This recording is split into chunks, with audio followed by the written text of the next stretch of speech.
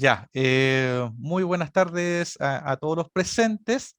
Disculpas si el link no fue enviado en su momento, pero ya creo que ya eso ya ha sido subsanado. Eh, Estamos en presencia de, bueno, nos acompaña, ¿no es cierto?, Felipe Valenzuela. Felipe es un antiguo ya, digamos, a esta altura ya, amigo mío. Compartimos varias cosas ahí hace un par de años, así que Felipe siempre ha estado con disposición de poder colaborarnos, ya en cualquier cosa que nosotros ideáramos o planificáramos. Habíamos quedado con ese pendiente con Felipe y bueno, como surgió esta eh, opción de poder hacer una charla eh, dentro, ¿no es cierto?, del contexto de nuestra carrera, acudí directamente a Felipe, ¿no es cierto?, comentándole sobre la idea y me dijo que estaba espectacular, así que nos iba a ayudar con esto. Felipe es un ingeniero civil mecánico de la USACH, magíster también de la misma universidad y doctor en ingeniería mecánica de la Universidad de Villanova en Estados Unidos, donde actualmente reside, está trabajando allá. Entonces la idea es que Felipe nos comentara un poquito de su experiencia personal, cómo llegó allá, por ejemplo, y cómo ha sido la inversión dentro de la empresa, porque Felipe a día de hoy está trabajando en una empresa, entonces hizo la migración desde la academia a la empresa. Entonces la idea es que nos pueda compartir sus experiencias y cómo las universidades en las que él ha estado trabajando hacen este link entre la academia, los laboratorios, ¿no es cierto?, y las empresas. Así que, Felipe, cuando quieras, puedes compartir pantalla, ¿ya? Ujú. Estás ahí con ¿Me, el me- me host. escuchan bien? Yo te Sí, se escucho me súper escucha. bien. Perfecto, perfecto. Entonces, vamos a... Mm, screen to- ¿Qué están viendo ahora? ¿Están viendo mi presentación?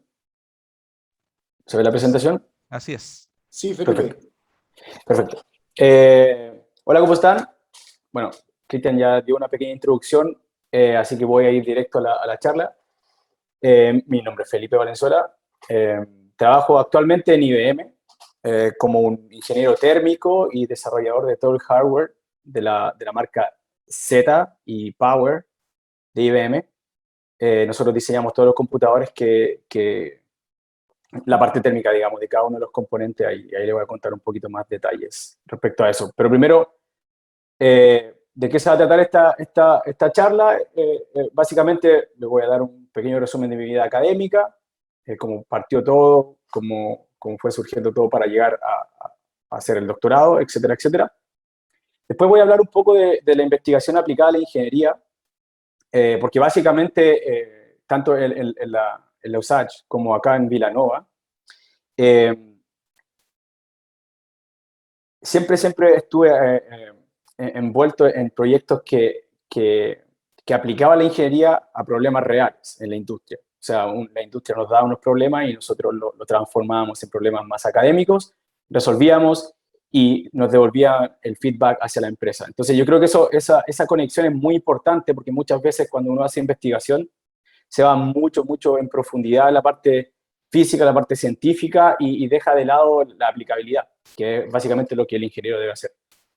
Y al final voy a dar un pequeño comentario o resumen de qué es lo que nos diferencia a nosotros como ingenieros respecto a, por ejemplo, los científicos en términos de investigación. Y más que todos los ingenieros chilenos, que son bien catalogados afuera, aunque no lo creamos. Pero bueno, todo partió no tan claro en mi vida. Mi mamá me tenía menos fe que a la selección chilena le tenemos ahora. Entonces me dijo, anda a un colegio industrial, estudia una carrera, asegúrate de salir de cuarto medio con una carrera. Entonces yo hice eso, me fui a un colegio industrial, no tenía ninguna intención de ir a la universidad.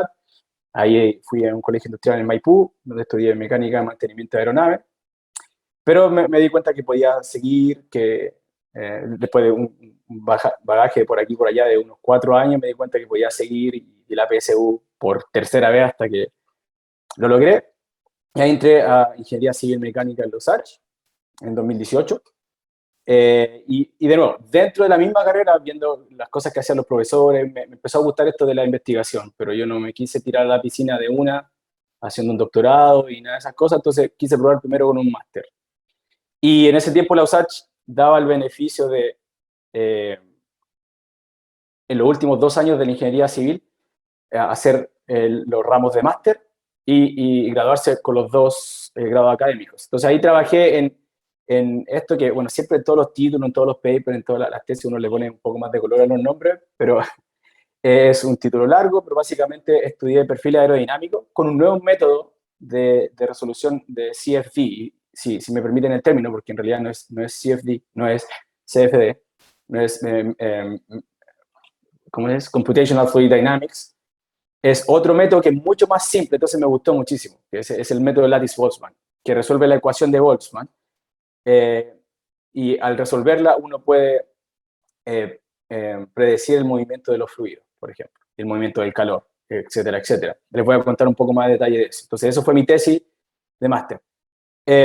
Luego, que fue donde conocí al profesor Cristian Muñoz, hice una pequeña pasantía o un research assistant, trabajé como un asistente de investigación en la Universidad Diego Portales con el profesor Andrés Díaz, donde seguí desarrollando este método de Lattice-Boltzmann, y de hecho, es un video que yo realicé después de una simulación de varios días, que tomé varias capturas y creé un video. Entonces, esto viene directamente de mi código, y nosotros fuimos más en profundidad a ver cómo podíamos hacer mallas no uniformes, porque el método de Lattice-Boltzmann utiliza estas mallas súper simples, que son mallas cuadradas, y quisimos ver cómo podríamos refinarlas.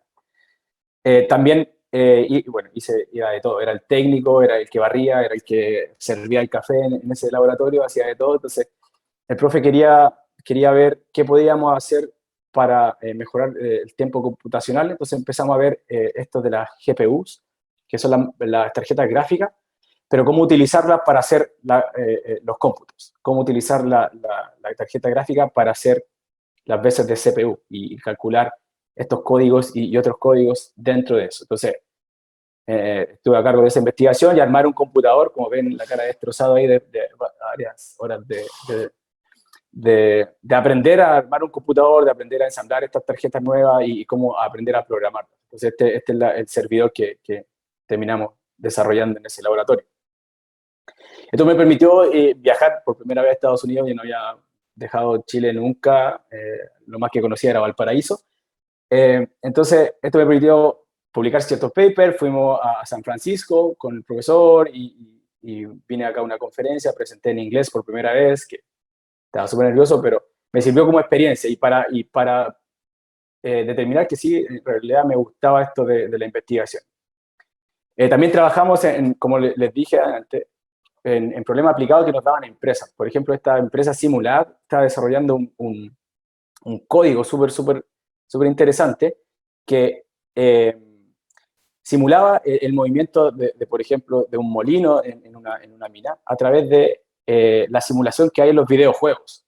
Esto no era una simulación física, no se resolvía ninguna ecuación física, sino que se interactuaban los objetos sólidos, como pueden ver ahí, mediante el contacto, que es como básicamente funcionan los videojuegos. Entonces, tuvimos que desarrollar ese código y hacer un informe que fue presentado en Corfo, de hecho. Entonces, hubo un trabajo muy arduo ahí. Después de eso, como dije, me gustó el tema de la investigación y dije, bueno, quiero hacer un doctorado para ir en más profundidad. Y me vine a la Universidad de Villanova, que queda a las afueras de Filadelfia, y empecé a trabajar en el laboratorio de fluidos avanzados, fluido y térmico avanzado. Y ahí también estábamos envueltos en una investigación aplicada. ¿Por qué? Porque todo mi doctorado estaba financiado tanto por el gobierno de Estados Unidos como por el Centro de Sistemas Electrónicos Inteligentes, que básicamente es un consorcio entre universidades y empresas, donde la empresa dice, miren, yo quiero resolver este problema y le damos dinero a ustedes para que les paguen a los estudiantes y nos resuelvan estos problemas. Y básicamente teníamos reuniones todas las semanas con ellos. Entonces teníamos reuniones con ingenieros que estaban trabajando en desarrollo, en empresas grandes como Facebook, Nvidia, IBM, que fue de hecho como conseguí el trabajo más adelante. y resolvíamos problemas de verdad. En este caso, yo desarrollé un sistema de refrigeración para los data centers basado en evaporación. Entonces era un sistema de 2 fases donde enfriábamos las CPU con refrigerante, pero no en términos de un sistema de compresión, no es un sistema de aire acondicionado, por ejemplo, donde hay un compresor, etcétera, etcétera, sino que a través de una bomba. Nosotros bombeamos solamente el refrigerante a baja presión y capturamos el calor a través de la ebullición de este refrigerante. Luego, y durante el doctorado, lo primero que hice fue una práctica aquí en IBM, a través de ese contacto que ese centro no nos permitía. Hice una práctica en IBM y después que volví de la práctica, terminé mi tesis y IBM me ofreció un trabajo. Pero ¿qué es lo que hace IBM? IBM es una empresa súper antigua que a lo mejor muchos creen que ya no existe, pero en realidad sí existe. Nosotros hacemos todos los computadores que están detrás de las transacciones bancarias. Bueno, nuestros mayores clientes en el área Z son los bancos, pero todas las transacciones de su tarjeta de crédito están bajo un computador IBM. Un campus gigante que queda acá al norte de Nueva York, de la ciudad de Manhattan, donde se desarrolla, se construye y se prueban todos estos computadores que les estoy nombrando. Por ejemplo, estos computadores que son los supercomputadores que fabricamos son del área Power, que nosotros desarrollamos. Tenemos 2 áreas grandes que desarrollamos, es Power y Z. En Power fabricamos estos supercomputadores que, por ejemplo, ahora nuestros 2 supercomputadores, Summit y Sierra, son de un instituto militar que está instalado ahora, y son el segundo y el tercero más potente de los supercomputadores actualmente. También dentro de estos tipos de computadores, nuestros clientes son los que predicen el tiempo, por ejemplo. Tenemos un data center con nuestros computadores que ayuda al instituto que predice el tiempo, acá no me recuerdo el nombre, para predecir el clima. Entonces, todo eso está bajo estos supercomputadores que creamos. Pero la otra marca que fabricamos también y en la cual yo trabajo son los mainframes o los Z. Y Z es por cero en inglés. ¿Qué significa eso? Que zero downtime, que nunca se caen. Entonces nosotros diseñamos estas cosas para que haya un incendio, hay un terremoto, lo que sea, sigan corriendo. ¿Por qué? Porque como trabajan, a diferencia, por ejemplo, de los servidores de Netflix, que son distintos servidores en distintas partes, por ejemplo, de Estados Unidos, si se cae un servidor, usted el streaming lo sigue teniendo desde otro servidor, porque tienen servidores en distintas partes del mundo para que su streaming no se caiga. En cambio, ese tipo de approach no se puede hacer para transacciones bancarias. ¿Por qué? Porque hay una latencia, es decir, un tiempo en que la información, aunque son milisegundos o segundos, hay un tiempo en el cual se demora la información en viajar de un lado a otro o entre 2 servidores. Entonces, si usted hace eso, tiene 2 servidores con información bancaria, podría, si se cae uno, sacar el dinero mientras el otro se activa, y cuando el otro se active, sacar nuevamente el dinero. Entonces podría obtener 2 veces la cantidad de dinero, y obviamente eso los bancos no quieren hacerlo. Entonces, ¿qué es lo que pasa? Toda la información está en solo un computador. Toda la información de un banco está en solo un computador. Entonces ese computador no se puede caer por nada del mundo. Porque si se cae, usted no puede sacar plata de su banco, etcétera, etcétera. Entonces, estos computadores que fabricamos tienen la particularidad de que nunca se tienen que caer. Entonces, todo el diseño térmico tiene que contar las distintas temperaturas en las cuales pueden estar. Tienen que tener, por ejemplo, si son necesarios dos ventiladores, le ponemos 4 para que si se cae uno, se active el otro, etcétera, etcétera. Entonces, muy interesante ese concepto de diseño. Bueno, esto es como es por dentro uno de estos computadores, en particular el Z, y tiene distintos tipos de enfriamiento. Hay uno que es por agua y otro que es por aire. Entonces, este que estoy mostrando aquí es por agua, donde esta parte de acá abajo, esta parte de acá abajo, es donde está todo el intercambiador de calor que que toda el agua caliente que viene desde la CPU se reenfría, ¿cierto? Y después, a través de esa manguera, nosotros, a cada uno de esos cajones que le llaman en inglés, o servidores, son más gruesos que servidores, por eso le llaman cajones aquí en IBM, envían el agua fría hacia la CPU y la GPU. Pero como dije también, cada uno de los componentes y cada una de las tarjetas que están dentro de acá requiere su tratamiento térmico. Hay algunas que son enfriadas como por convección forzada con aire, otras por conducción.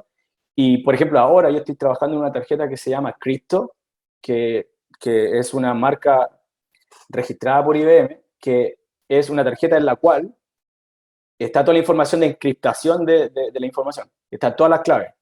Entonces, el computador accesa a esa tarjeta para poder codificar la información, lee el código y después cierra los archivos. Pero cada vez tiene que acceder a esa tarjeta para saber cómo traducir, entre comillas, porque la encriptación es como crear un nuevo lenguaje. Usted manda la información con un cierto lenguaje y si no conoce ese lenguaje no lo puede leer. Entonces va, accesa a esa tarjeta, interpreta el lenguaje y puede leer la información dentro del servidor. Entonces, esa tarjeta es un paquete que está patentado acá, que es súper interesante, y estoy recién este año trabajando en eso. Tiene encriptación no solo en términos de software, que usted tiene que interpretar ese lenguaje que le acabo de decir, sino que también en términos físicos. ¿Qué quiere decir? Que si usted la quiere abrir para sacar la información, se autodestruye. Entonces, es un paquete tan cerrado que usted lo tiene que enfriar solamente por conducción. Es muy parecido a lo que pasa con el iPhone.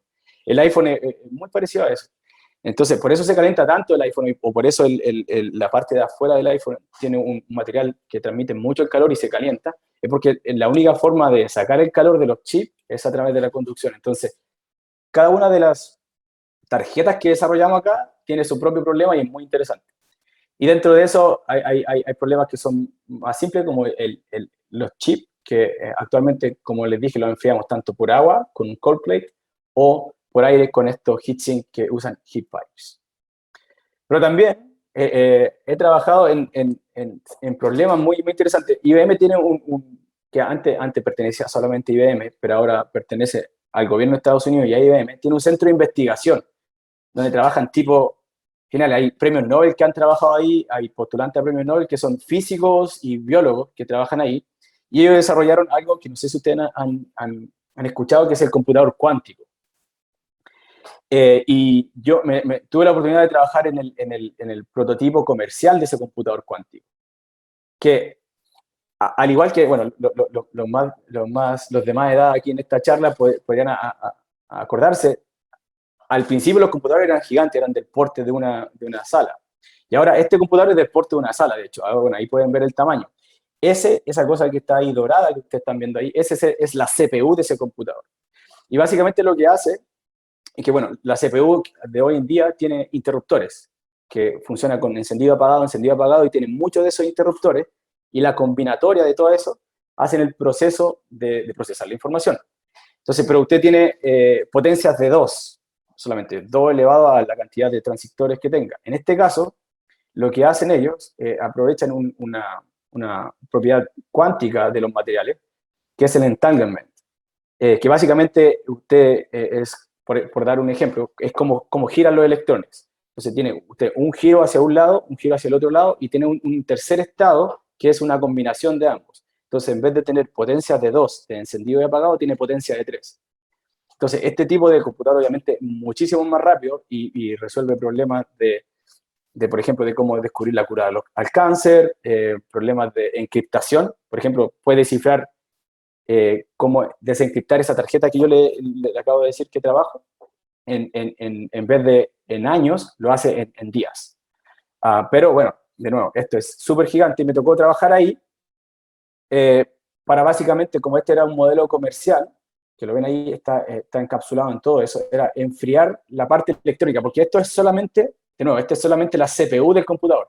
Entonces usted necesita una tarjeta gráfica, necesita el disco duro, todo eso, todo está atrás encerrado junto. Entonces a mí me tocó la participación de enfriar esa parte de ahí, y este es el prototipo. Y ahí estoy yo para que me crean. Pero bueno, eso ha sido básicamente mi vida académica y cómo llegué a trabajar a IBM. Entonces, ¿tienen preguntas hasta el momento? O no sé, Cristian, ¿cómo quieren hacer el formato? ¿Continúo con la parte más técnica o dejamos las preguntas para el final? ¿Cómo lo quieren hacer? Sí, por lo general, Felipe, las preguntas se reservan para el final, así que puedes Perfecto, tener, perfecto. ¿ah? Puedes seguir Ujú. explicitando, ¿no es cierto?, tu presentación y después al final Perfecto. las juntamos todas. Yo de igual Ujú. manera he estado escribiendo algunas, así que tengo algunas consultas ahí ya, Ah, perfecto, perfecto. sí, Muy bien, muy bien. las voy anotando. Así que sigue nomás. Ya, perfecto. Entonces, aquí viene la parte de la charla que quería decirle, que en realidad es como básicamente lo que el ingeniero tiene que ser. En realidad, bueno, como les dije, hay problemas en la industria y esos problemas en la industria son siempre muy generales. Entonces, lo que uno tiene que hacer es acotarlos, ponerle las condiciones de borde, ese nombre tan lindo que nos gusta decir, para poder resolverlo, ¿cierto? Y después devolverlo a ellos y hacer un proceso iterativo hasta que uno resuelva realmente el problema. Y no se tiene que salir bajo mi punto de vista, de ese proceso iterativo, y uno no se tiene que salir de eso e ir a una parte más profunda y encerrar el problema en algo tan específico que después no tenga aplicabilidad.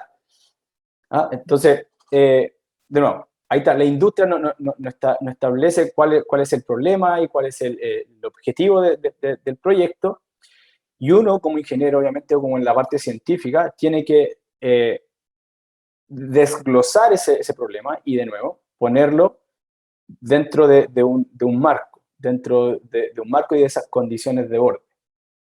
¿Ok? Y nosotros, obviamente, como al ser ingeniero, y esa es la parte importante, chicos, que uno no tiene que irse muy en profundidad a la parte científica, sino que uno puede resolver esto, de nuevo, porque hay grados de precisión. Depende de la industria en la cual usted está trabajando, 1 milímetro o 1 centímetro o 1 micrómetro pueden hacer la diferencia. Pero entonces, usted sabiendo en qué marco está, usted puede aplicar métodos simplificados, puede traducir los resultados o extrapolar los resultados y hacer metodología paso por paso para resolver ciertos problemas o método iterativo. Entonces, básicamente, con esta idea en mente, les voy a explicar cuál ha sido mi experiencia resolviendo este tipo de problemas de la industria haciendo este método iterativo. Entonces, voy a partir con un problema que me enfrenté en el doctorado, que es el de enfriar los data centers. Los data centers son, si no saben, son estos computadores grandes que son unos closets que tienen varios computadores acumulados, apilados, entonces, y se encierran todos en una sala. Entonces, por ejemplo, Facebook o Instagram, todas las fotos que usted pone ahí para lucirse, están todas siendo procesadas en un computador. Eso de la nube, en la nube allá no hay nada, sino que es varios computadores conectados al servicio de Internet. Pero algo los tiene que estar procesando, algo tiene que estar procesando esa imagen, algo tiene que estar guardando esa imagen en JPG o en cualquier formato que usted subió. Y esos son los data centers. Pero hay un problema muy grande porque son uno de los mayores consumidores de energía en el mundo. ¿Por qué? Porque su método de enfriamiento es muy ineficiente y es básicamente de toda la energía que consumen es un poco más del 50%, o sea, ni siquiera la energía se está gastando en procesar la información, sino que en enfriar. ¿Y por qué? Porque básicamente lo que se hace actualmente, y por eso, bueno, yo desarrollé mi doctorado en resolver este problema, es que tienen unidades de aire acondicionado y soplan aire helado y lo mantienen helado. No se preocupan de que están eficientemente extrayendo ese aire, que la temperatura sea la ideal, que no sé, que a lo mejor uno de las CPU no está funcionando, así que en realidad no necesitas tanto aire, ni necesitas que ese aire esté a 9 grados Celsius. Entonces se está sobreenfriando por la metodología que se utiliza para enfriar. Entonces, y además de eso, además que se está haciendo mal, toda esa energía que se gasta en enfriamiento se va al ambiente. O sea, se bota en términos de aire caliente o agua caliente, a los ríos o al ambiente, en realidad. Entonces, el problema que yo tenía que resolver era buscar una forma más eficiente de enfriar estos racks o estos data centers y una forma que nos permita recobrar o atrapar esa energía y transferirla en otro tipo de energía, electricidad o calentamiento de habitaciones, etc. Entonces, para hacer eso, nosotros teníamos que, de nuevo, desglosar cuál era el problema. Primero, habían dos escalas en ese problema. Tenía un problema a nivel de sistema, tengo un sistema que controlar, ¿cierto? Y en ese sistema tengo que alimentar distintos dispositivos, que son los que están encima de la CPU. Entonces tengo problemas físicos en términos de sistema, de cómo recobrar toda esa energía y recuperarla, y en problemas, por ejemplo, de transferencia de calor en términos de microcanales, por ejemplo, que es lo que vamos a usar acá en la CPU. Entonces era un problema de distintas escalas primero. Entonces se desglosó ese problema en dos. Entonces le voy a hablar primero a escala más larga, que fue este problema. Entonces, lo primero es cómo controlar la presión de esto. De nuevo, esto no es un sistema que ocupa un compresor, sino que es solo una bomba. Entonces se recircula el refrigerante a baja presión, ¿ya? Y si ustedes se acuerdan un poco de las clases de termodinámica, la presión a la cual funciona el sistema determina a qué temperatura ustedes van a estar ebulliendo o evaporando este refrigerante. Entonces, si ustedes están a 30 grados, o sea, por decir algo, a 30 psi, el evaporador, o sea, el refrigerante no se va a evaporar hasta que usted llegue a la temperatura de saturación de eso. Entonces nosotros teníamos que controlar la presión y ese fue un desafío muy grande en términos del sistema, porque de nuevo, esto es solo una bomba que está recirculando, no está usted controlando la presión a través de un compresor o una válvula de expansión. Entonces, bueno, eso lo acabo de decir, que la temperatura de saturación se controla por la presión de saturación.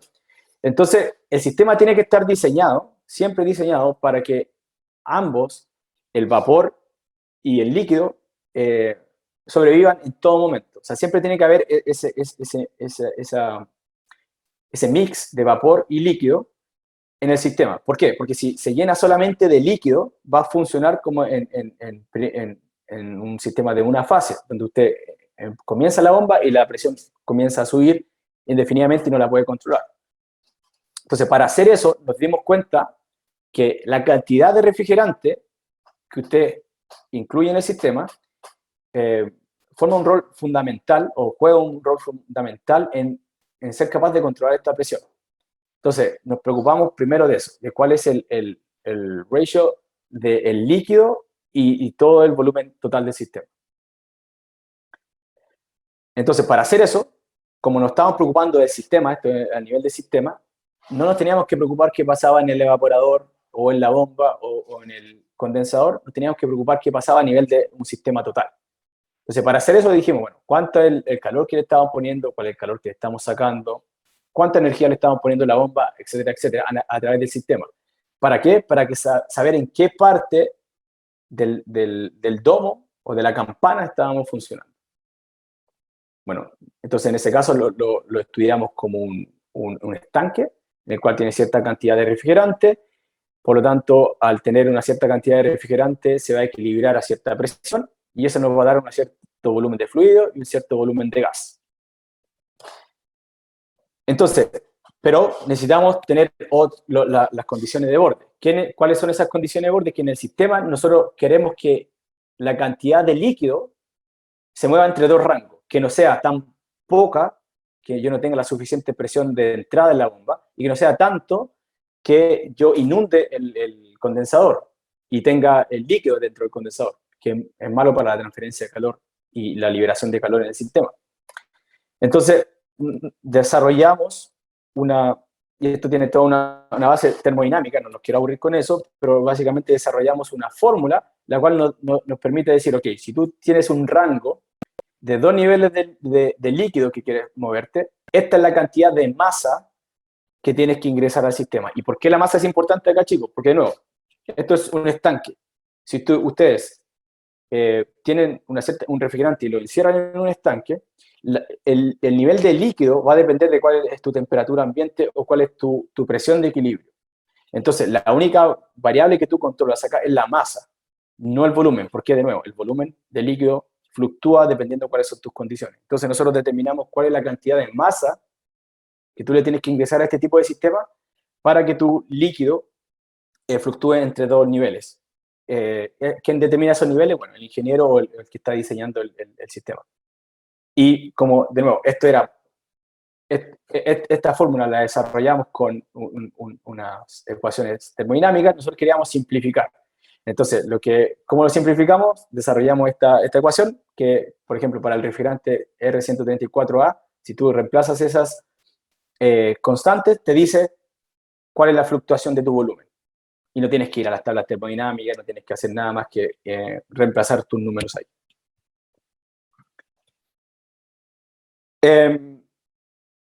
Lo siguiente, la performance del sistema. Si ustedes recuerdan un poco sus clases de termodinámica, siempre la performance de estos sistemas de refrigeración o de enfriamiento es cuál era la energía objetivo sobre el costo que estás pagando por la energía, ¿cierto? En el caso de un sistema de refrigeración, cuánto calor estás extrayendo, dividido por el costo que te costó la potencia en el compresor, etcétera, etcétera. ¿Qué pasa? Que en estos sistemas, como les dije anteriormente, la única potencia o la única energía que le estamos dando es la de la bomba. Y la bomba lo único que hace es recircular el fluido y solamente pelear en contra de los pressure drop o de las pérdidas de carga, perdón, de las pérdidas de carga. Entonces, la cantidad de energía que tú le estás poniendo respecto a la cantidad de energía que estás moviendo es mínima. Por lo tanto, el costo se te va casi a cero, comparado, de nuevo, con cuál es tu energía objetivo. Estás sacando calores del rango de 10 kilowatts y a la bomba, por el hecho de solo estar recirculando, le estás poniendo 0.5 kilowatts, perdón, o 1 watts, por ahí va. Entonces, este número se te va a infinito. Entonces, este tipo de performance metric no te permite, de verdad, capturar cuál es la performance de este sistema. Entonces, ¿qué hicimos nosotros? Dijimos, bueno, ¿de qué se trata este sistema? Lo único que hace es mover calor de una fuente de calor a una fuente distinta, extraer calor desde la CPU y tirarlo al aire. Entonces, nosotros dijimos, bueno, lo vamos a tratar como un intercambiador de calor. ¿Ok? De nuevo, lo encerramos todo esto en una caja negra y dijimos, bueno, extrae calor en una cierta parte y lo reyecta en otra parte. ¿Y cuál es su objetivo? Enfriar. Entonces, ya existe una métrica que nos dice cuán bien algo enfría, que es la ENTU de los intercambiadores de calor, que lo único que hace es saber cuánto calor estás removiendo respecto a un máximo potencial que tú podrías remover. Y ese máximo potencial lo determina la diferencia de temperatura entre tu fuente de calor, la CPU, y el aire que está afuera. Entonces, si tú tienes ese delta T, esa diferencia de temperatura, en realidad tú podrías generar tanta cantidad de calor para sacarlo, ¿cierto? Que es el Q máximo. Entonces, eso, comparado con la cantidad de calor que tú realmente estás sacando, te dice cuán bien estás enfriando. Entonces, al tratarlo así, esto obviamente tenía una base científica y todo eso, pero teníamos que comprobar que esto funcionaba. Entonces, ¿qué hicimos? Corrimos ciertos experimentos y para poder validar esta formulación, nosotros dijimos, ok, si nosotros calculamos la efectividad del sistema de refrigeración y lo multiplicamos, todo esto viene de acá, es súper sencillo, chicos, es como despejar Q. ¿Ok? Entonces, si tenemos la efectividad del sistema y lo multiplicamos por la cantidad máxima que podríamos sacar, podemos determinar cuánto es el calor podríamos predecir cuánto calor el sistema podría sacar. Entonces, esa predicción la comparamos con los experimentos que aquí corrimos nosotros. Y como ustedes pueden ver acá, en esta tabla, tanto para el sistema bombeado como el de termosifón, que voy a explicar un poco de eso, el error entre lo que medimos, entre el calor que medimos y el calor que predijimos que podíamos sacar es súper bajo. Entonces concluimos que este tipo de performance nos dice realmente cuán bien el sistema está enfriando. Volviendo a lo del termosifón, tenía este sistema o este experimento que armamos, funcionaba de dos formas, con una bomba que está acá abajo, que bombeaba, de nuevo recirculaba el refrigerante, o a través de un termosifón. Un termosifón funciona de la siguiente forma. Usted al evaporar, lo voy a explicar acá mejor. Usted al evaporar, supongamos que esto no existe, la bomba no existe. Al evaporar, usted está generando vapor y ese vapor tiene una menor densidad y por lo tanto va a querer subir, ¿cierto? Y aquí se va a enfriar, ¿cierto? Y al enfriarse se convierte en líquido, el líquido al ser pesado baja de nuevo. Entonces se produce el efecto de recirculación solo a través de esas diferencias de densidad. Y no se necesita una bomba, por lo tanto, de nuevo, volvemos a que esta métrica se nos va a infinito. ¿Por qué? Porque el costo es cero. Pasando, de nuevo, esto era de la parte del sistema, pasamos a la parte del componente, y en particular a lo que pasaba en el evaporador. Queríamos saber, de nuevo, la performance del evaporador, cuán bien el evaporador no estaba funcionando, o cómo podríamos comparar dos modelos distintos de evaporador para saber cuál es mejor. Y los libros de transferencia de calor siempre nos hablan de la resistencia térmica, y hasta el momento ahora, y yo estoy peleando con mis colegas, todo el mundo en electronic cooling, o el enfriamiento de electrónica, sigue funcionando con la resistencia térmica para componentes como evaporadores, como cold plates y como heat sinks, que son los disipadores de calor. Entonces, ¿por qué no tiene sentido? Porque la resistencia térmica es un concepto que físicamente tiene sentido solamente en conducción. Pero dentro de un evaporador o de un cold plate o de estos heat sinks, tienes advección también, que es yo conduzco el calor al fluido, pero después el fluido lo toma y se lo lleva. Entonces, ese es otro sistema de transferencia de calor que la resistencia térmica no es capaz de percibir. Y aquí voy a hablar un poco de eso. ¿Por qué? Porque, por ejemplo, la resistencia térmica, ¿cómo funciona? Supongamos que nosotros queremos calcular la resistencia térmica de este evaporador o de este cold plate. ¿Cómo se calcula o cómo la calculan? Esto puede ser un cold plate o un disipador de calor cualquiera que ustedes tienen en su computador. La gente dice, ok, es la temperatura de la base, es decir, la temperatura aquí, que es básicamente la temperatura del chip, menos la temperatura del fluido de entrada. ¿Vale? Tienes agua a 15 grados de temperatura o a 10 grados. Todo eso dividido por la cantidad de calor. ¿Qué pasa? Eso puede tener sentido para aire, aunque no, y eso son las discusiones que tengo con mis colegas, pero todavía no lo vamos a hablar eso en esta presentación, en aire y en agua. Pero ¿qué pasa cuando tienes un evaporador? La temperatura de referencia del fluido cambia. Si tú tienes agua o aire, la temperatura, tienes una temperatura de entrada y empieza a subir, y tiene una temperatura de salida, ¿cierto? Porque tienes aire o agua y tienes calor sensible solamente, ¿ok? Entonces, solamente sube la temperatura. Pero si tú tienes un evaporador, ¿cuál sería tu temperatura del fluido? ¿Y por qué pregunto eso? Porque tú supongamos que esto describe la temperatura del fluido respecto a la presión que está experimentando el fluido. A la entrada del evaporador, la temperatura empieza a subir por el calor sensible de nuevo.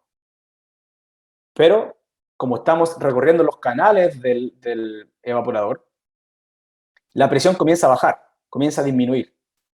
Tengo una pérdida de carga. ¿Ok? Y luego, cuando esta temperatura llega a la línea de saturación, por el hecho de perder más carga, de perder más presión, la temperatura comienza a bajar. ¿Por qué? Porque, de nuevo, en dos fases, la temperatura está muy atada, o está atada 100%, a la presión, ¿cierto? Entonces, fíjense, el fluido sube su temperatura, llega a saturación y empieza a bajar por las pérdidas de carga. Entonces, ¿qué temperatura utilizaríamos acá? No se puede. Entonces, esto no tiene sentido porque no describe la física y tampoco porque no podemos determinar qué temperatura del fluido utilizaríamos. Entonces, nosotros desarrollamos una forma de capturar esta performance, de nuevo, a través del intercambiador de calor. Lo único que dijimos es que, bueno, de nuevo, estos dispositivos son un intercambiador de calor que lleva el calor de un fluido caliente a un fluido frío. Entonces dijimos que básicamente el fluido, que ya sea agua o aire, que entra acá, va a ser el fluido 1. ¿ok? Y el fluido 2 va a ser el flujo de calor que va a través del sólido. ¿Ya?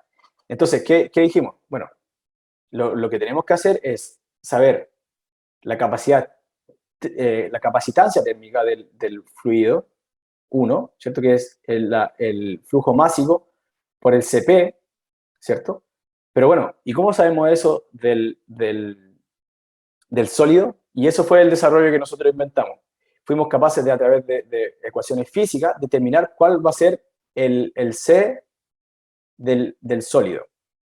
¿Por qué? Porque el C del fluido ya lo sabemos calcular, pero el C del sólido lo tenemos que calcular. ¿Y cómo lo hicimos eso? A través de resolver las ecuaciones de conducción.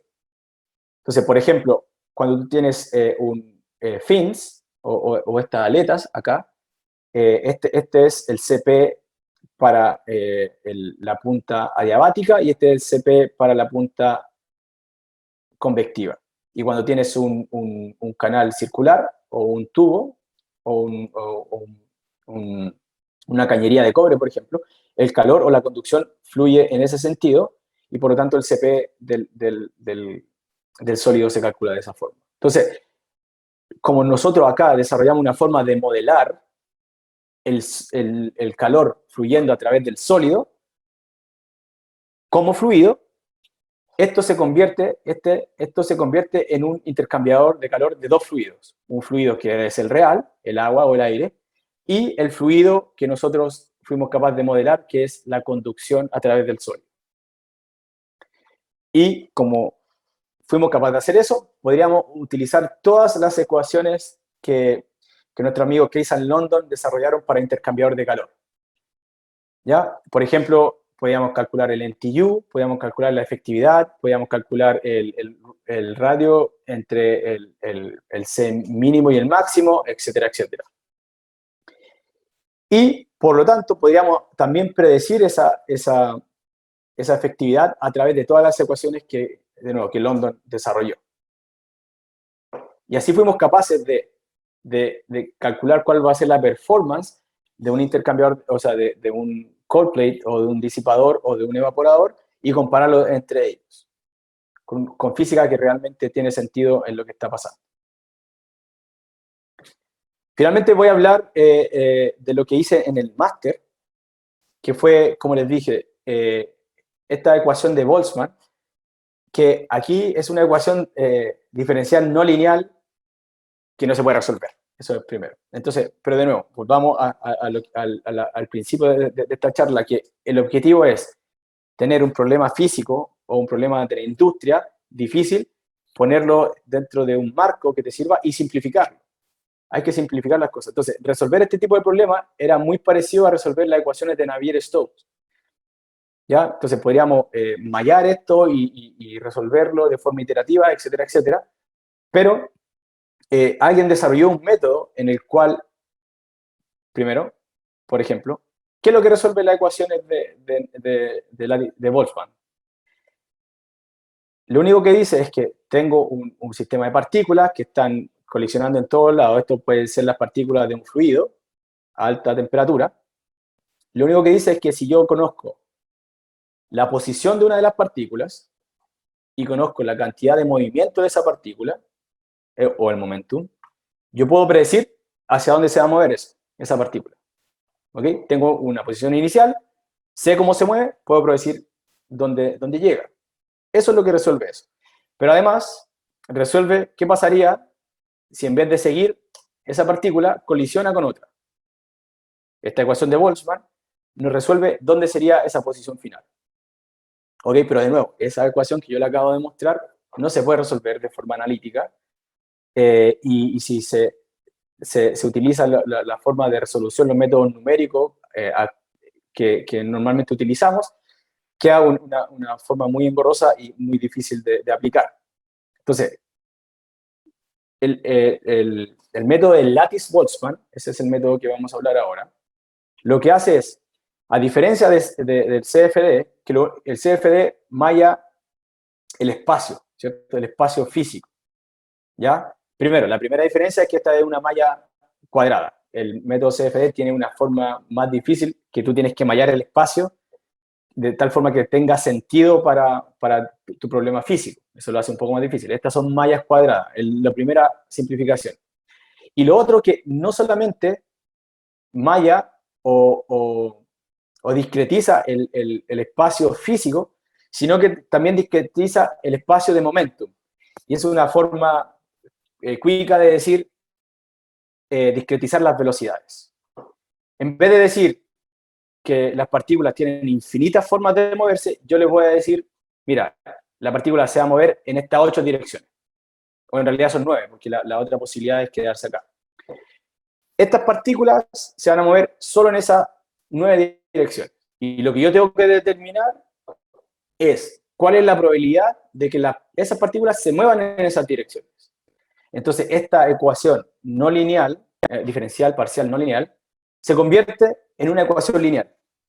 En esto, en que el valor de esa función de probabilidad, que es la probabilidad que estoy determinando, en el siguiente espacio, en el siguiente punto, en el siguiente nodo, en el siguiente tiempo, está determinado por esta ecuación lineal. Entonces, fíjense, de una ecuación diferencial parcial no lineal se convierte en una ecuación lineal, que usted la puede hacer a mano. 2 menos 3 quintos, por ejemplo. Y cuando usted divide eso en términos de un algoritmo, déjenme borrar eso, porque se ve feo. Si usted arma eso en términos de un algoritmo, separa esto en 2. Una ecuación lineal, que lo que pasó en el siguiente nodo depende de lo que pasó en el nodo anterior, y el paso de colisión en el que usted aplica esta ecuación lineal. Entonces se simplifica mucho. Y esto le permite calcular la presión, la velocidad y propiedades que la colisión de partículas nos pueden dar, que eso tiene que ver con la física y la termodinámica de partículas. Pero aquí usted puede calcular la densidad también, puede calcular la temperatura, etcétera, etcétera. Y, de nuevo, esto se convierte en vez de una integral, se convierte en una sumatoria. Usted lo único que tiene que hacer acá es, para calcular la presión, tiene que, después que determinó cuánto es F de alfa en todas esas direcciones, sumarlas, desde alfa 0 a 8. Entonces suma SF, SF, SF, SF, etcétera. Y tiene el valor de la presión. Y así es capaz usted de simular lo que pasa en la mecánica de fluido, por ejemplo, que fue lo que hicimos acá en mi tesis con perfiles alares y con problemas más simples como el flujo sobre un cilindro, como lo pueden ver acá. Y la precisión, cuando ustedes lo comparan acá con los datos que se ha capturado a través del tiempo en este tipo de problemas, es muy buena, para lo simple que la llevamos. Bueno, mucho de la parte técnica, ya quería hacer un pequeño resumen y para eso quería hablarle un poco de lo que para mí nos diferencia como ingeniero. ¿Ya? Este es una cita de una película, que en español le dicen Una mente indomable, que el tipo está discutiendo en un bar y le dice que bueno, tú gastas millones y millones en una educación que te puede costar la inscripción a una librería o una biblioteca, que es $1,5 acá en Estados Unidos. Y en realidad esto más que nunca tiene sentido porque todo el conocimiento que usted adquiere en la universidad o en el colegio está en los libros desde hace millones de años y ahora con internet usted los puede ir a buscar. ¿Qué es lo que uno va a buscar en realidad a la universidad o cuál es lo que uno aprende en la universidad y en la experiencia laboral? Es el desarrollo de habilidades duras, pero también de habilidades blandas, chicos. Eso es lo más importante, porque muchos de los retos a los cuales nos enfrentamos en la universidad, de tener que estudiar por una prueba a última hora, de que es muy difícil, de que son matemáticas que no entiendo, que mi nivel académico no es el suficiente para aprender, que tengo que estudiar más que el resto de mis compañeros, nos ayudan a diferenciarnos en el mundo laboral. Todos esos desafíos que ustedes están viviendo ahora y que los estresan, después van a dar cuenta que no son nada comparado con lo que realmente van a vivir adelante, pero sí los preparan mucho. Entonces, no se estresen, no se sientan como que bajoneados ni nada de eso, porque o como que ir a la universidad en realidad no me sirve de nada. ¿Por qué? Porque esto lo están entrenando para realmente el mundo laboral. Y muchas veces la profundidad con la que las materias se tratan nos ayudan a obtener conocimientos fundamentales. Y eso quiero que se preocupen, chicos, acá. Que más allá de pasar la prueba o de sacar mejor nota o aprobar el ramo, adquieran esos conocimientos fundamentales de mecánica de fluido, la parte fundamental. Cuando si usted, o de termodinámica, o de transferencia de calor, etcétera, etcétera, que son mis campos, por eso los nombro. El resto de los campos también son importantes. Pero si ustedes adquieren el conocimiento fundamental, más allá de la parte más difícil o de la parte de aplicación, si usted entiende el conocimiento fundamental, después todos los problemas se le hace mucho más fácil de abordar, porque si usted tiene los fundamentos establecidos, por ejemplo, cómo se mueve un fluido, cuáles son las variables envueltas en el movimiento del fluido, etcétera, etcétera, cuando le llegue un problema de la industria, ustedes van a saber, bueno, va por acá, va por acá. Van a saber cómo enfrentarlo y cómo acotarlo y qué condiciones de borde ustedes pueden poner. Finalmente, yo, obviamente por mi carrera, a mí el posgrado fue haciendo sentido cada vez que fui avanzando, pero yo lo recomendaría en términos de seguir construyendo ese sueño definitivo del ingeniero, que es, para mí es diseñar cosas, es inventar cosas. Todo cuando chicos quisimos armar nuestros juguetes, desarmarlos, armarlo de nuevo, inventar algo, etcétera, etcétera. Y no pierdan esa inquietud, no pierdan esa inquietud, se puede hacer. Pueden hacer un posgrado o pueden hacer un diplomado para aprender más estos fundamentos que le digo yo, pero siempre estén en busca de ese sueño que es diseñar. Entonces, básicamente quería hablarles de eso para motivarlos a que sigan y que se den cuenta de que lo que están obteniendo en la universidad es valioso para lo que se van a enfrentar más adelante. Porque, bueno, esa fue la experiencia que tuve yo. Ahí concluye lo que tenía que decirle hoy, chicos. Muchas gracias, Felipe. De acá un aplauso a la distancia. Eh, Gracias. bueno, ahora vamos a hacer una ronda cortita, así de 15 minutos con consultas de los presentes. De igual manera tengo algunas consultas para empezar la discusión. Hablaste tú que estás trabajando en refrigeración y todo eso. ¿Qué fluidos se ocupan ahí? ¿Son los típicos refrigerantes que vemos en termodinámica, en máquinas térmicas, que son cosas ya más elaboradas con nanopartículas, por ejemplo, o eso es secreto de Estado?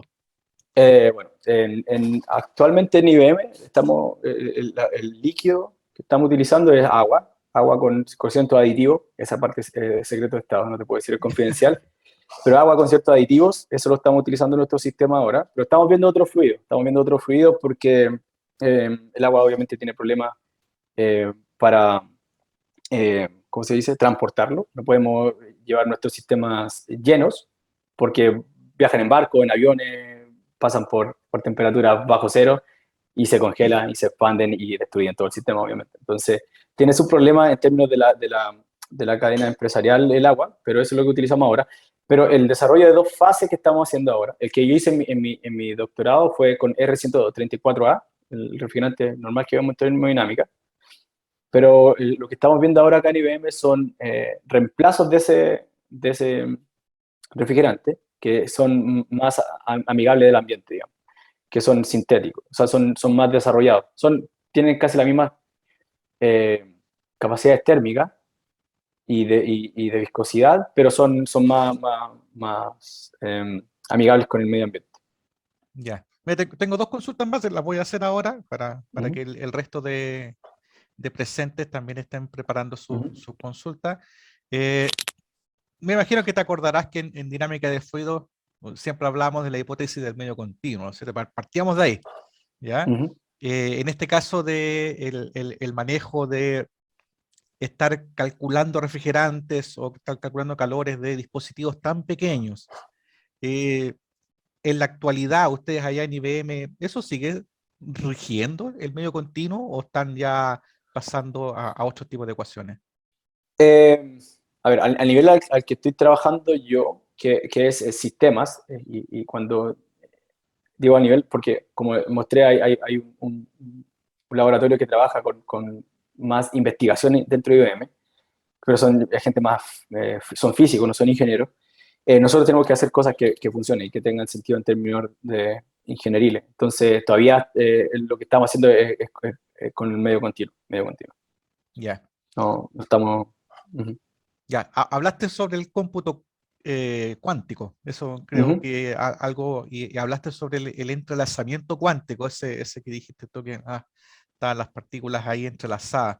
Ya por más que esto sea cuántico, las cosas siguen midiendo centímetros, ¿no es cierto? Acá el refrigeramiento sigue teniendo el mismo concepto del medio continuo que el anterior, pues. Ujú. Ya, esto Sí, sí, sí. que sea Ujú. cómputo cuántico es como La parte cuántica es el CPU. Son los físicos los que arman ese cajón que mostré. A ver, deja ver si lo puede. ¿Están viendo la pantalla todavía, cierto? Sí, sí, sí. ¿Se ve? Es, es ese coso que está allá atrás.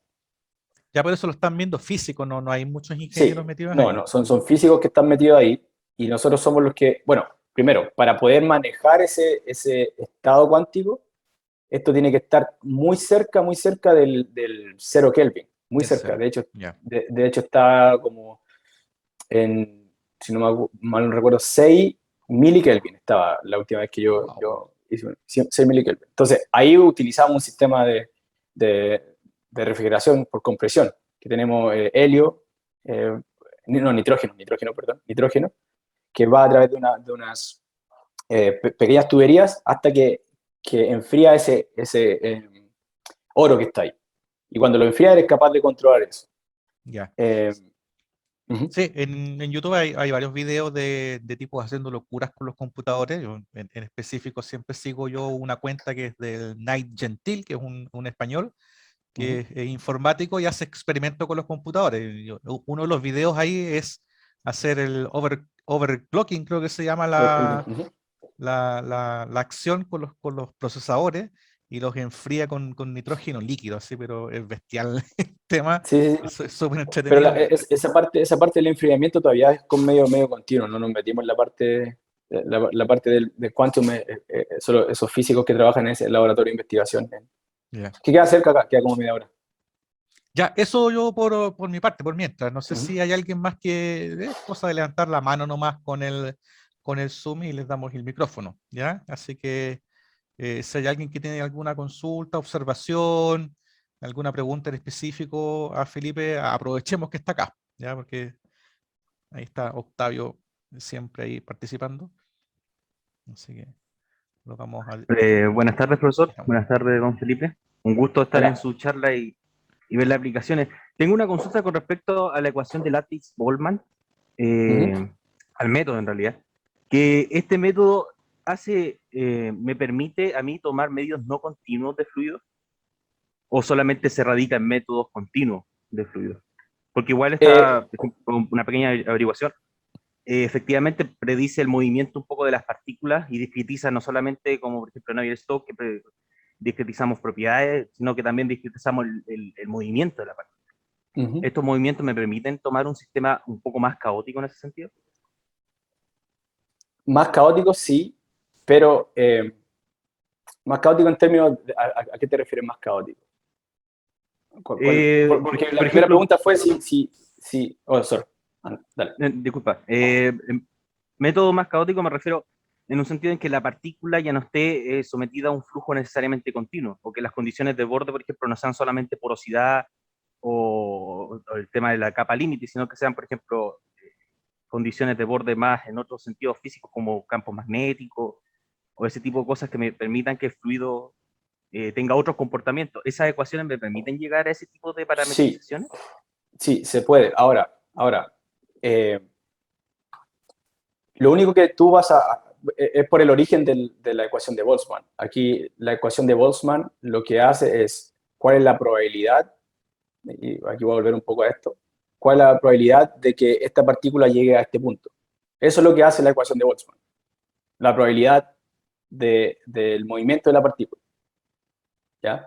Entonces esto discretiza esa ecuación de Boltzmann. Entonces lo único que tú estás resolviendo acá No estás es saber, compartiendo, Felipe. no estoy compartiendo, sorry. Uh, déjame. Oh, ahora sí. Sí. Ahora, Alguien me detuvo con la compartida. Son malos, son malos. De nuevo, la ecuación de Boltzmann, no el método, la ecuación de Boltzmann, lo que te hace es predecir cuál es la probabilidad, de que la partícula llegue ahí, ¿vale? Sabiendo que tiene otras partículas, porque si tiene otras partículas, ¿cierto? Puede colisionar o no. Entonces, si te das cuenta acá, en la ecuación de Boltzmann, lo que está acá es esa función de probabilidades. Esa es una función de probabilidades. Entonces, lo único que tú estás resolviendo acá es cuál es esa función o cuál es el valor de esa función de probabilidades. ¿Ya? Entonces, hay una metodología de partículas, o no de partículas, que está entre el medio continuo y el medio no continuo, algo que está al medio, no me acuerdo el nombre rarificado, en esta oportunidad. No recuerdo cuál era no era enrarecido, así. creo que se llama. De hecho, fue un curso que hice. De hecho, creo que hice un curso en el doctorado, pero no me acuerdo. Pero te relaciona esa probabilidad con propiedades continuas, ¿vale? Entonces, sí, tú puedes poner cualquier condición de borde si sabes cómo esa condición de borde está atada a la función de probabilidad. En este caso, por ejemplo, nosotros sabemos cómo es la función de probabilidades, entonces tú podrías poner una condición de borde de presión, o podrías poner una condición de borde de velocidad, porque sabes cuál es la relación entre la función de probabilidades y la velocidad. Hay ecuaciones, y por eso mi respuesta fue sí, hay ecuaciones que te permiten relacionar campos magnéticos con esta función de probabilidades. Existe eso. Entonces sí podrías poner ese tipo de condiciones de borde. Ahora, lo único que vas a estar resolviendo, de nuevo, es esta función de probabilidades. Lo estás resolviendo partícula por partícula. Eso es importante de tener en cuenta.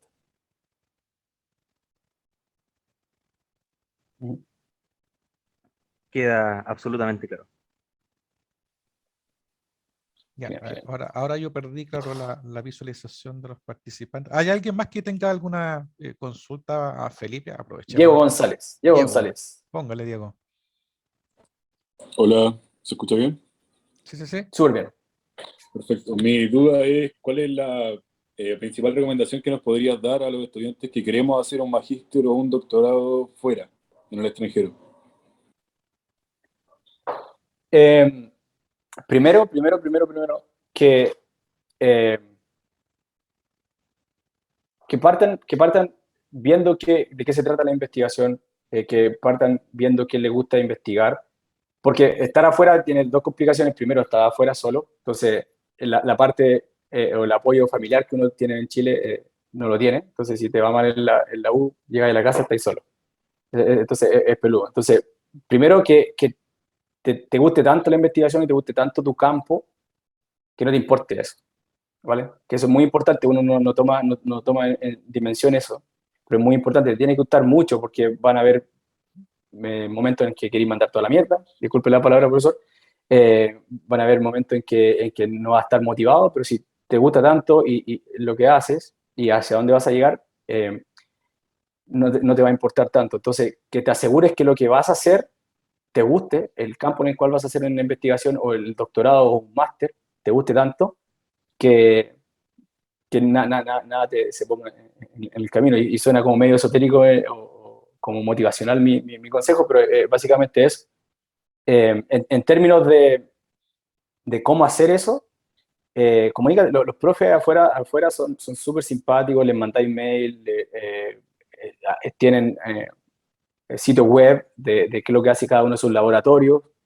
Tú puedes ver la investigación, lo que hace, lo que gana, lo que puedes ganar, el costo de vida, toda esa información está, entonces puedes averiguar muy bien eso. Pero como primer paso yo te recomendaría que empezaras en Chile. Empieza en Chile viendo de qué se trata hacer investigación. Es muy entretenido, pero tiene momentos frustrantes porque a veces las cosas no te salen, etcétera. Entonces, empieza comunicándote con profe en tu universidad o en otra universidad, siendo, como partí yo, siendo asistente de investigación en una universidad, en Diego Portales, y no por pelar a mi ex jefe, pero me pagaba poquito, yo más iba por eso, por la experiencia. No le digáis al Andrés Cristian. No, sí, bacana esta idea. Pero yo fui más que nada por eso, por la experiencia, estar el día a día haciendo investigación, el estar día a día con un código que no te corre, el reunirte con el profesor, que él te diga otras cosas, que tú discutas eso, etcétera, etcétera. Ese roce te va a permitir saber a ti si realmente te gusta. Entonces yo te recomendaría eso, que tengas un roce primero en Chile, a lo mejor gratis o que te paguen nada, 5 lucas o te den para la micro, pero que tengas ese roce, veas que realmente te gusta y además, eso primero te va a dar experiencia que lo puedes poner en el currículum y segundo te va a dar eh, la respuesta de que si te gusta o no para ir afuera. Sí, en el caso de Felipe tuvo semestres extensos dictando ayudantía. Felipe, ¿crees tú que el ser ayudante de cursos te facilitó un poquito la decisión? Sí, 100%, 100%. Sí, primero porque, de nuevo, y voy a recalcar algo que dije al final, el hecho de aprender los fundamentos, cuando uno enseña, es cuando realmente aprende algo, porque tenéis que retomar el tópico, tienes que ver cómo después explicárselo a los estudiantes, etcétera, etcétera.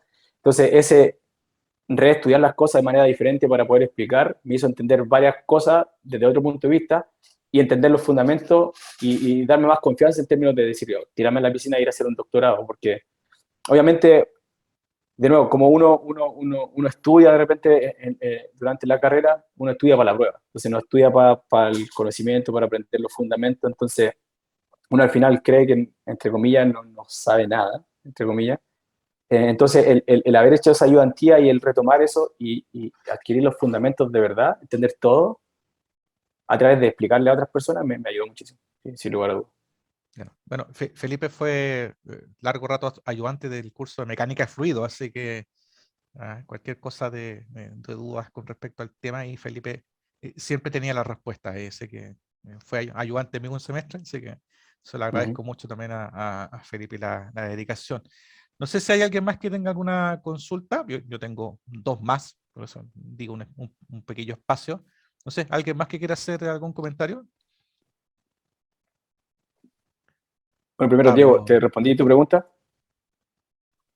Sorry, no. Diego Sí, González, quedó ¿te súper respondí? claro. De hecho, me ayudó bastante.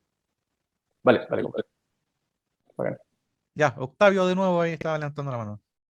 Sí, disculpe, justamente con respecto a la consulta que hizo Diego, es recomendable, porque hay mucha gente que piensa que hay que ir al tiro al doctorado, ¿es recomendable hacer el magíster primero para meternos a esta área de la investigación?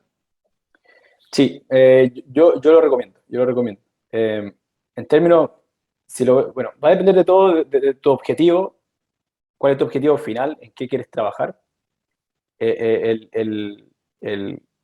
qué grado académico importa y qué no importa. Ahora, si, por ejemplo, yo ahora tengo el doctorado, el máster en realidad no, entre comillas, no sirve de mucho en términos de mi currículum, aunque sí lo pongo, obviamente, pero me sirvió un montón, o sea, me dio esa experiencia que estoy contando, el reunirme con un profesor, discutir un tema de investigación, aprender el método científico, el hacerme preguntas de investigación, cómo poder responderla, el enfrentarme a la frustración de que no me salga un problema, porque ese método, todo muy bonito ahí, pero yo lo programé en Fortran, entonces que no te corra el código, que tener que programar, que aprender a programar, que el computador se cae, que no guardaste, todo ese tipo de vivencia, sin lugar a dudas, te ayuda y para saber si realmente te gusta. Y también te sirve para elegir el tópico o dónde quieres hacer el doctorado, porque, no sé, que los doctorados son tan específicos. Por ejemplo, acá yo me fui al lado del enfriamiento electrónico, transferencia de calor y termodinámica. Son muy específicos dentro de un ingeniero mecánico. Entonces, ¿cómo tomar esa decisión recién saliendo de la universidad? Eh, el máster, y más que nada el máster, yo recomendaría hacerlo en Chile. Eh, Te ayuda mucho a ese tipo de decisiones y a madurar en ese sentido. Y además, en ese tiempo podría aprender inglés, por ejemplo, si te querías ir afuera, podría aprender inglés. Que eso es otra cosa, yo pensé que sabía inglés hasta que llegué acá a Filadelfia. Y bueno, yo llegué a Filadelfia, ahora estoy viviendo en Nueva York, pero vivía en Filadelfia. Y ahí me di cuenta que no sabía inglés. Sí, solamente para puntualizar un poquito la consulta de Octavio, que uno entra a estudiar un máster o un doctorado, son los mismos cursos, ¿no? Los cursos, ¿no es cierto?, que se dictan en estos programas de posgrado, los estudiantes son de los dos programas. Si se dicta un curso y el curso es para estudiantes de máster y es para estudiantes de doctorado. ¿Ah? No piensen que los cursos son diferentes. ¿Ah? Claro, cuando uno va, por ejemplo, a una universidad a hacer un doctorado y si no tienes el máster antes, muy regularmente te van a hacerte inscribir primero en el máster, ya terminas tu máster y después continúas con el doctorado. Así que de alguna manera siempre vas a tener que pasar por ese paso previo. Pero la única diferencia entre las dos cosas es la intensidad de la tesis, de la investigación que se va a realizar. ¿Ya? Pero la base, los cursos que hay que hacer, los cursos, incluso esos cursos de repente se dictan como electivos para los cursos de pregrado, entonces de repente hay como una mezcla de tantos estudiantes dentro del mismo curso que uno no sabe cuál va a ser la intención, ¿no es cierto?, la exigencia. Pero es así, ¿ah? Los cursos son los mismos para de máster y doctorado, se dictan de igual manera para los dos programas, pero la única diferencia es la intensidad del trabajo final, que es la tesis de investigación. Ya, para finalizar ya esta actividad, yo tengo dos consultitas. Bueno, voy a englobarlas solamente en una nomás, Felipe, para que así reduzcamos un poquito la discusión. Dentro de la actualidad tuya, ya que estás trabajando en el ámbito de las industrias tecnológicas, ¿ya? ¿Se requiere tener un doctorado para trabajar ahí o tú tienes colegas que son ingenieros mecánicos pero sin una especialización de posgrado? ¿Qué piensas tú o qué es lo que te ha tocado ver? En el equipo que tenemos nosotros tenemos ingenieros que solamente con el pregrado. De hecho, es una de las cosas que me impactó acá, que el gringo, bueno, no hay ningún estadounidense acá, así que puedo decir gringo, no hace mucho posgrado, ni máster, ni doctorado, porque en términos monetarios no le sirve, son caros, la educación acá es cara. Pero en términos de trabajo tampoco, o sea, muchos acá entran a la empresa y trabajan como ingeniero y trabajan toda su vida como ingeniero, así que no se requiere. Ahora bien, en mi equipo, dado el tipo de desarrollo que hacemos, hay varios doctores, digamos, ahí tenemos 6 en total y el resto son ingenieros, somos como 20. Entonces hay hartos doctores, entonces va a depender la posición a la que quiera postular, pero las empresas acá no requieren doctorado. O sea, el hecho de tener el doctorado a mí sí me sirvió porque no entré a nivel 1 de ingeniería, como soy ingeniero entré como nivel 6 y eso es mejor sueldo, mejor horas de trabajo, estoy a cargo de investigación también, etcétera, etcétera. Pero no es un requerimiento, si por ahí va tu pregunta. Para nada. De hecho, la mayoría son ingenieros acá, son pocos los doctores. De 20 hay 6 en mi equipo. Ya, perfecto. Ya, no sé si con todas estas consultas que se le hemos hecho a Felipe quedan más o menos claro. No sé si hay alguien más que quiera hacer algún comentario o finalizamos ya la actividad. No sé. ¿Hay alguien más que quiera consultar algo? Y de hecho, bueno, hablando de eso, no sé qué tan factible sea en términos de visa por todo lo de nuestro amigo Trump que hizo, pero eh, sí, por ejemplo, si eres internacional, con el puro pregrado acá en Estados Unidos no te contratan por un bloqueo que hizo el gobierno. Entonces, tienes que tener un máster, ser como alguien, como hacer un trabajo que un gringo no podría hacer. Eso es básicamente lo que tienes que probar. Y por eso lo pruebas con un máster, con una especialización como el máster o un doctorado. Habiendo dicho eso, si tienes máster, cumple con ese requisito. Y Chile tiene un convenio con Estados Unidos, que yo no lo aproveché porque fue hace poco, que dan visas de trabajo directamente a Chile, así que podrían averiguar eso también. Ya. Ya, de mi parte yo no tengo mayores consultas ni observaciones, así que solamente recordarle a los presentes que deberían llenar una encuesta de satisfacción que se les colocó ahí en el chat, ahí hay un link, así que ojalá todos pudieran contestarla, ¿ya? Es más que nada para tener un feedback, ¿no es cierto?, de estas actividades que con mucho agrado la escuela la está, ¿no es cierto?, organizando. Así que, sin más, agradecer, ¿no es cierto?, a Felipe, un abrazo gigante a la distancia, por tu dedicación, ¿no es cierto? Y tu entusiasmo en poder participar de estas actividades. Así que yo de mi parte no tengo más que agregar, así que un abrazo y Un abrazo. un saludo a todos.